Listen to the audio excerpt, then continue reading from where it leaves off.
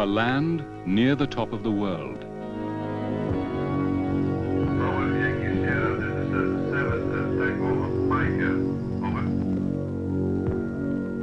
A land of snow, ice, and mountains rising from the sea.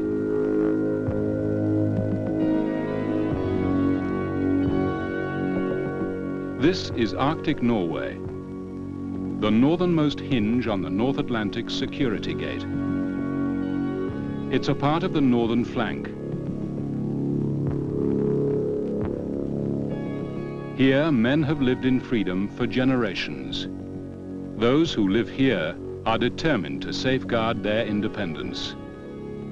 But like their 15 other partners in the Atlantic Alliance, they cannot do so alone. To this remote but highly strategic area, in time of danger, would come the forces of several NATO countries, from Europe and North America. To guarantee teamwork, NATO forces regularly conduct exercises to test all phases of modern defensive operations. This film is based on such an exercise.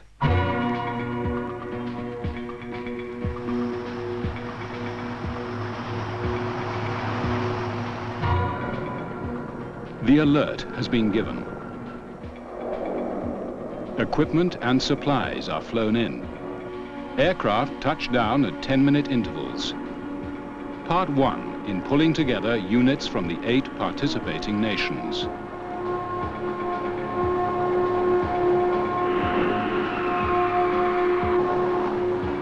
According to the scenario, the fictitious countries north and south are embroiled in political tension. North launches maneuvers along the joint border. South, a NATO member, calls on the Supreme Allied Commander Europe to dispatch the mobile force. After political consent by the member countries, deployment of the AMF units, Allied Command Europe Mobile Force, is carried out. By quickly bringing a combined force into a sector of tension in any NATO area, an adversary is made aware that he must face the alliance as a whole. An attack on one NATO partner is an attack upon all.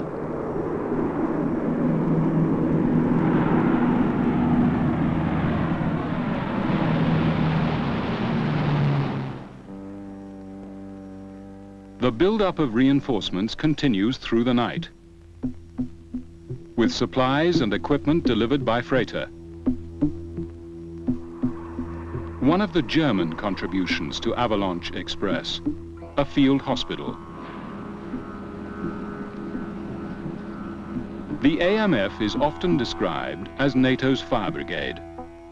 It is not. Rather, it's there to prevent a fire from breaking out, quick to react and therefore lightly armed. In a local crisis, its task is to strengthen deterrence, to head off war, by reinforcing units in place and by demonstrating NATO solidarity.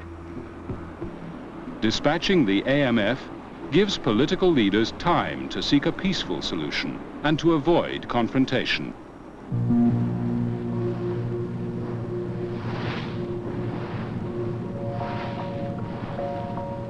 Norway's coastline is etched by thousands of fjords. Each of these offers ample opportunities for laying mines and disrupting the landing of men and supplies. In times of crisis, these minesweepers are indispensable.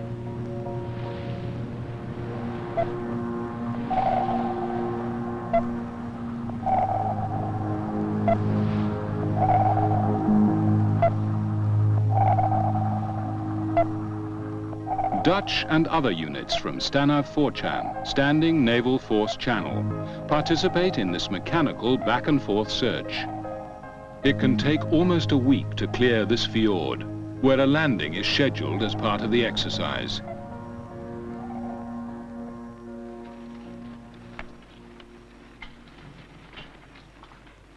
Today, in our highly technological world, this Norwegian horse company seems anachronistic. But this simple means of transport is most effective in this raw environment.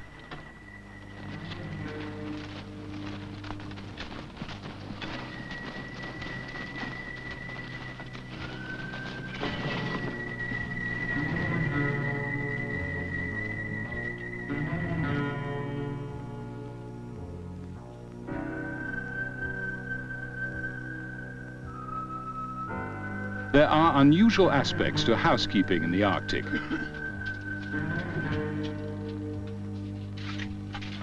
Living conditions require resourcefulness and adaptability. No need to worry about dust around here.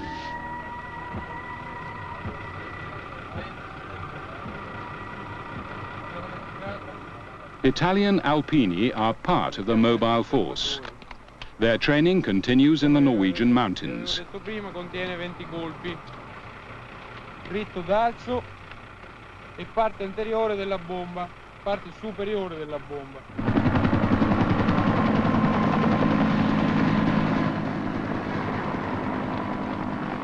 The troops from Luxembourg move into camp and make final preparations.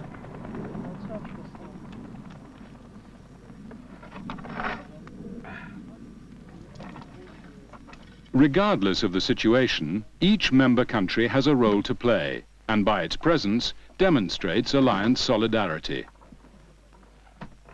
For those raised in mountainous countries, children are almost born on skis. But for others, it's not so simple.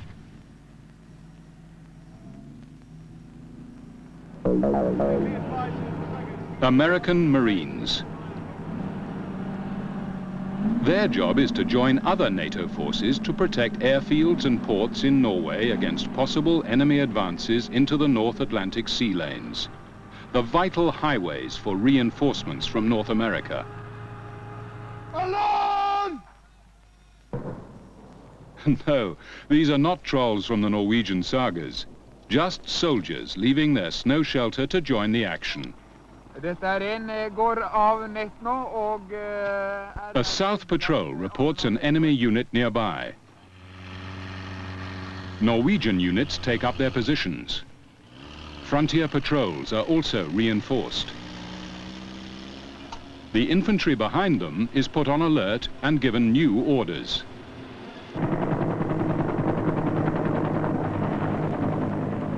Paratroopers from North land on South territory. The tasks of these commandos are sabotage behind South lines and to indicate areas for landing follow-on airborne units. Alert in the Norwegian barracks. Regular troops take up defensive positions. The action takes on another dimension as armored personnel carriers and howitzers enter the scene.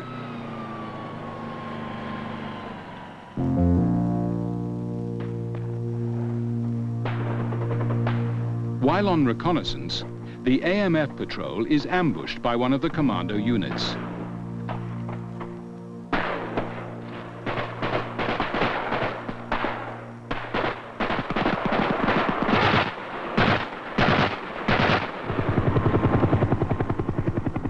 Field artillery. Another Canadian contribution to the AMF.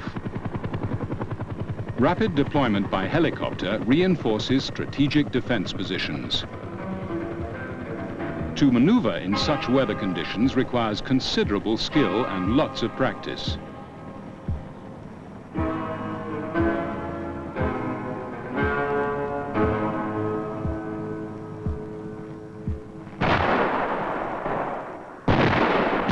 Live firings by Norwegian self-propelled howitzers.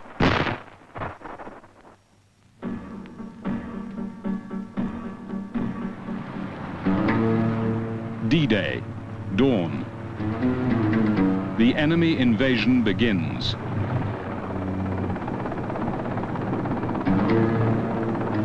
In response, NATO troops and equipment are flown inland from dawn to dusk, from the British HMS Fearless and the American USS Raleigh.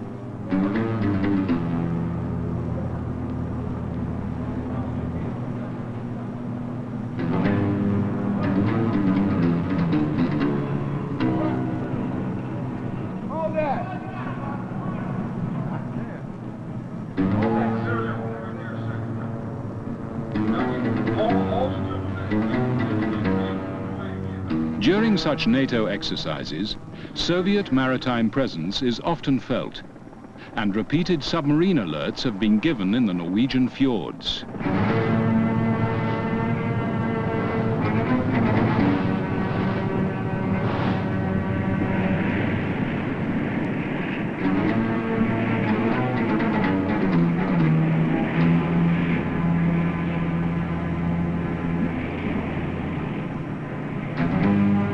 Approaching the beaches, American landing craft carrying British troops are under the protection of a German destroyer, an example of teamwork.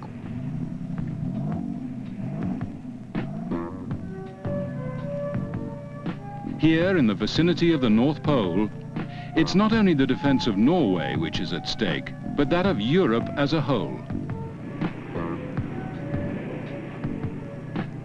The Norwegian armed forces have only about 45,000 men, plus about 300,000 reservists. In the event of a major crisis, supplies and reinforcements from across the ocean are vital for the defense of Europe. At least 3,000 merchant vessels would have to be chartered to ship the required 12 million tons of military equipment and 1.5 million troops across the Atlantic. This is in addition to the weapons and equipment already stored in Europe.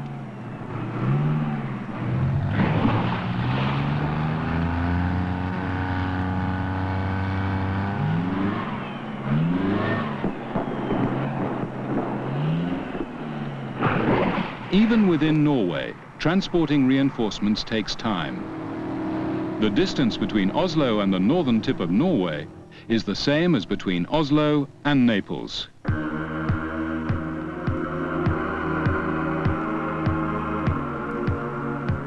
The Norwegian forces' capability has been enhanced by that of their allies. The Atlantic Alliance is built on teamwork to defend the member nations and to assure their future. To survive in these surroundings requires cooperation, a readiness to accept danger, and the ability to respond quickly to a call for help.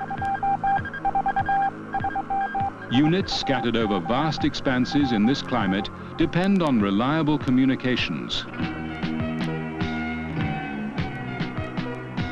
Exercises in such difficult conditions test men and material and the tactics of a highly mobile international force. With twilight comes the end of another exercise. A time to assess the performance of men and machines. For it's only with such exercises that NATO can test its effectiveness and preserve a credible deterrent. The British, Dutch, Luxembourg, German, Canadian, American and Italian units who have demonstrated their readiness bid farewell to their Norwegian friends.